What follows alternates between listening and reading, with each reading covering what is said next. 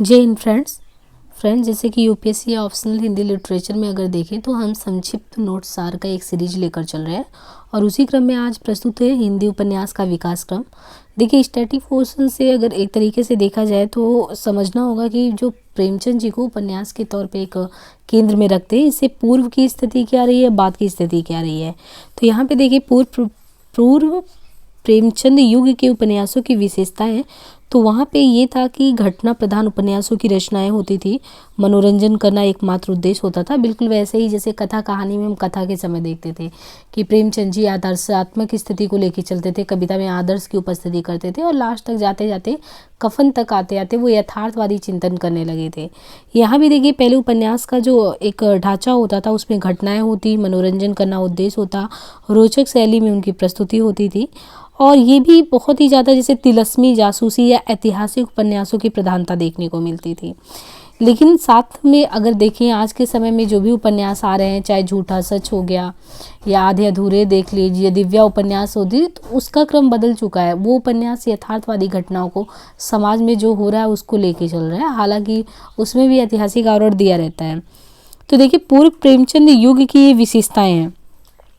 तो पूर्व प्रेमचंद जी के युग के प्रमुख उपन्यासकार हैं, उन उपन्यासकारों के नाम अगर देखें तो यहाँ पे जो उपन्यासकार का है उनमें अगर देखें तो बालकृष्ण भट्ट का नाम आता है 1844 से 1914, नूतन ब्रह्मचारी 1886, रहस्य कथा 1879। ये तीनों उपन्यास अगर देखें तो सामाजिक श्रेणी के आते हैं। और एक है 100 अजान एक सुजान करके, ये कब था 1892 में। ये सत्संग से सेठ की बुरी आदतों में परिवर्तन, ऐसा कुछ रचना में उकेरा गया है। आगे देखिए कि ठाकुर जगमोहन सिंह, इनका श्यामा स्वप्न, और एक तरीके से देखा जाए मेहता लज्जा राम शर्मा का है तो धूर्त रसिक लाल। ये कुछ उपन्यास हैं जो बहुत ही इम्पोर्टेंट उपन्यास है। राधा कृष्ण दास का देखें निसहाय हिंदू, ये बहुत ही इम्पोर्टेंट है, इसमें गोवध की समस्या को दिखाया गया है। बाबू देवकीनंदन खत्री का देखें तो ये हिंदी में तिलस्मी और अय्यारी उपन्यासों के लिए जनक माने जाते हैं और इनके द्वारा रचित जो है चंद्रकांता के बारे में एक विशेषता ये भी है कि इसको हिंदी का पहला तिलस्मी और अय्यारी टाइप में उपन्यास माना जाता है। मतलब एक तरीके से बहुत ही कौतूहलपूर्ण उपन्यास कह सकते हैं। और बाबू देवकीनंदन खत्री का जो 3 उपन्यास है जो बहुत ही ज़्यादा इंपॉर्टेंट है तीनों एक तरीके से। चंद्रकांता 1888 से 1891 4 भागों में प्रकाशित था।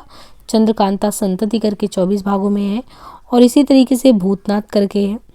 अब देखिए, चंद्रकांता के प्रमुख पात्र अगर देखें तो चंद्रकांता जो है ये विजयगढ़ के शासक पुत्री, नौगढ़ का राजकुमार और विजयगढ़ के मंत्री, ये कुछ करके है। और यहाँ पे देखिए किशोरीलाल गोस्वामी, तो हिंदी में ऐतिहासिक उपन्यासों के जनक कौन माने जाते हैं, किशोरीलाल गोस्वामी माने जाते हैं। इसमें ये है कि कोई भी एमए वगैरह का एंट्रेंस दे रहा हो और नेट पीजी करना है इस टाइप पे, तो उसके लिए बहुत ही इंपॉर्टेंट होगा, खासकर जिसके सिलेबस में है। और इतने डेप्थ में हो सकता है यूपीएससी ऑप्शनल के लिए उतना ज़्यादा नहीं हो, लेकिन आइडिया रहेगा आपको तो अच्छी बात है। अब यहाँ पे देखिए किशोरीलाल गोस्वामी जी का है, ये हिंदी में ऐतिहासिक उपन्यासों के जनक माने जाते हैं। इनका है हृदय हारड़ी का आदर्श रमणी, इस तरीके से हिंदुस्तान पत्रिका में एक धारावाहिक के रूप में छपा था। अब कुछ प्रमुख उपन्यास है जैसे लवंग लता करके 1890 में, प्राणिनी परडे करके 1907 में, खूनी औरत के 7 खून 1916 है ना। गोपाल राम गहमरी हिंदी के जासूसी उपन्यास के जनक माने जाते हैं और इनको आर्थर कानन डायल भी कहा जाता है। तो किसको हिंदी में आर्थर कानन डायल की संज्ञा दी जाती है, तो ये हैं गोपाल राय गहमरी जी, इनको आर्थर कानन डायल की संज्ञा दी जाती है। और भी देखिए और सारे जो भी हैं, मतलब निकलते थे अद्भुत लाश करके, गुप्तचर, सरकारी लाश, जासूस की भूल, क्योंकि उस समय ऐसे ही लिखा जाता था। तो ज़्यादातर अगर देखेंगे तो बिल्कुल यही तिलस्मी वाले उपन्यास ही देखने को मिलता है। अब आगे देखिए तो अयोध्या सिंह उपाध्याय हरिओद का 1865 से 1945 का समय रहा है और इनका है ठेठ हिंदी की ठाठ, एक तरीके से मौलिक उपन्यास है। अधखिले फूल 1907 में, तो ठेठ हिंदी का ठाठ 1899 में, अधखिले फूल 1907 में। और ज़्यादातर अगर देखेंगे जो भी है चरित्र प्रधान उपन्यास रहते थे समाज सुधार की भावना से। अब देखिए, ये उससे पूर्व में तो उद्देश्य विहीन ही तरीके से रहता था, एक कौतूहलपूर्ण उपन्यास होता था। लेकिन जब हम प्रेमचंद जी के समय में आते हैं, उनके युग के जो उपन्यास है उनकी विशेषता अलग होती है। उनकी विशेषता में अगर आप देखिए गोदान है ना, कर्मभूमि, रंगभूमि, कर्मभूमि, तो आप जितने भी उपन्यास देखेंगे तो इसमें चरित्र प्रधान उपन्यास तो है ही, लेकिन वो समाज सुधार की भावना से भी प्रेरित होता है। वहाँ पे मध्यम वर्ग की आवाज़ भी, उनकी आवाज़ को उठाया जाता है, राष्ट्रीयता को ध्यान में रखा जाता है, दलित व स्त्री चेतना की बात की जाती है। तो प्रेमचंद जी के युग के जो प्रमुख उपन्यासकार हैं उनमें अगर देखेंगे तो ये सारी चीज़ें उनके उपन्यास में एक विशेषता के तौर पे आती है। और उनके समय के प्रमुख जो उपन्यासकार रहे हैं प्रेमचंद जी के समय के, वृंदालाल शर्मा 1884 से 1969, विश्वंभरनाथ शर्मा कौशिक, आचार्य एक तरीके से सोन शास्त्री, चतुर्सेन शास्त्री, शिवपूजन सहाय, राहुल सांकृत्यायन, सियाराम शरण गुप्त, निराला का समय भी यही है, भगवती प्रसाद वाजपेयी का भी है, पांडे बेचन शर्मा उग्र का समय है, प्रताप नारायण श्रीवास्तव का समय है। तो ये जितने भी लोगों का नाम गिनाया हमने, ये सब प्रेमचंद जी के समानांतर मतलब उन्हीं के युग के हैं। वृंदालाल और करके वृंदावन लाल, विशंभरनाथ, चतुर्सेन, शिवपूजन, राहुल सांकृत्यायन, सियाराम। तो ये कह सकते हैं कि हाँ प्रेमचंद जी के युग के जो उनके साथ के उपन्यासकार रहे ये कुछ इस प्रकार है। आगे देखिए मुंशी प्रेमचंद जी के बारे में थोड़ा सा है कि मुंशी प्रेमचंद जी को मूल नाम उनका तो धनपत राय था, उर्दू में नवाब राय से भी थे, और जन्म इनका एक तरीके से 31 जुलाई 1880 लमही वाराणसी यूपी में, निधन 8 अक्टूबर 1936 को। पिता का नाम इनके अजायब राय था, माता आनंदी देवी। अब प्रेमचंद नाम किसने दिया था इनको, तो दया नारायण निगम ने इनको प्रेमचंद नाम दिया था, दया नारायण निगम। 1930 में महात्मा गांधी के सुझाव पर हंस पत्रिका निकाली, मुंशीलाल माणिक और प्रेमचंद ने बाद में मुंशी के नाम से प्रेमचंद प्रसिद्ध हो गए थे। उपनाम इनका और भी है, कथा सम्राट, उपन्यास सम्राट, भारत का चुसूल भी कहते हैं, भारत का मैक्सी गोरकी भी कहते हैं। भारत का मैक्सिम गोरकी इसलिए क्योंकि वो रूस के साहित्यकार थे और उनकी संज्ञा से इनको यहाँ पे सुशोभित किया गया। बाकी कलम का मजदूर तो हम जानते ही हैं कि इस नाम से मतलब एक तरीके से इन्होंने पहले इस नाम से मदन गोपाल ने इनकी जीवनी लिखी थी, कलम का मजदूर करके 1965 में। तो एक नाम ये भी इनका चर्चित हो गया कि हम कलम का जादूगर कहते हैं, लेकिन ये किसने लिखा था, तो मदन गोपाल ने लिखा था।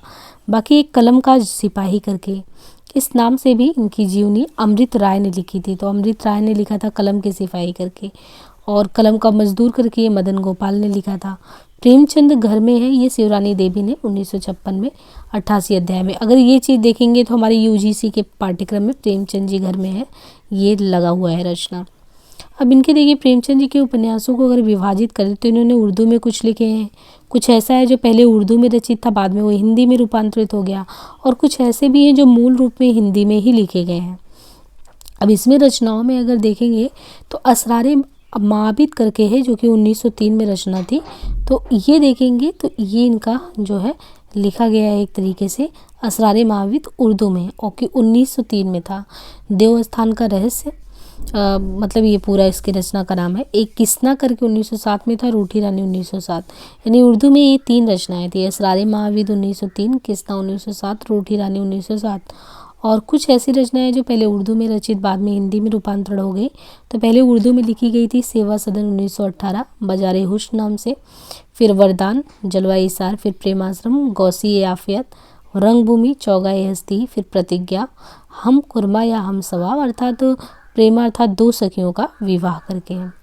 और मूल रूप से और भी जो हिंदी में हम लोग पढ़ते हैं उसमें कायाकल्प है, निर्मला है, गबन है ना। तो कायाकल्प 1926-27, निर्मला 1936 में, गबन गोदान, हाँ गबन हो गया, गबन गोदान वही लगभग आसपास हो गया, कर्मभूमि 33 में, गोदान 35 में। तो ये रचनाएं मूल रूप से जो थी हिंदी में थी।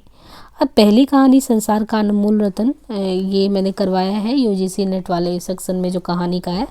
पहली कहानी जिसको माना जाता है संसार का अनमोल रतन, उर्दू में नवाब राय के नाम से लिखा गया था, 1907 में जमाना पत्रिका में छपा था। प्रेमचंद नाम से पहली कहानी ममता 1908 उर्दू में। हिंदी में रचित पहली कहानी सौत डॉक्टर नगेद 1915। तो इस तरीके से देखिए, अगर ये देखें तो संक्षेप नोट्स, हालांकि ये उतना ज़्यादा अच्छा विजुअल नहीं हो रहा होगा, लेकिन होपफुली आगे जो मैं सेशन बनाऊंगी अपने नोट्स जो क्रिएट करूंगी तो थोड़ा सा उसको सफाई से, क्योंकि दिमाग में ही नहीं था कि इस तरीके से पढ़ाना होगा, अदरवाइज उसको बहुत अच्छे से बनाते हैं। बट ये मैंने जो अपना संक्षेप नोट्स रिवीजन पर्पज से बनाया है वो ये नोट्स हैं। बाकी आप लोगों की प्रतिक्रिया जितनी सार्थक मिलती है हम आगे इस कड़ी को, इस श्रृंखला को और भी लेके चलेंगे। आप लोग प्लीज़ ज़्यादा से ज़्यादा लोगों तक इसको शेयर कीजिए ना, अच्छी चीज़ों को शेयर करिए और अपनी प्रतिक्रिया ज़रूर भी दीजिए। आज के लिए इतना ही, धन्यवाद।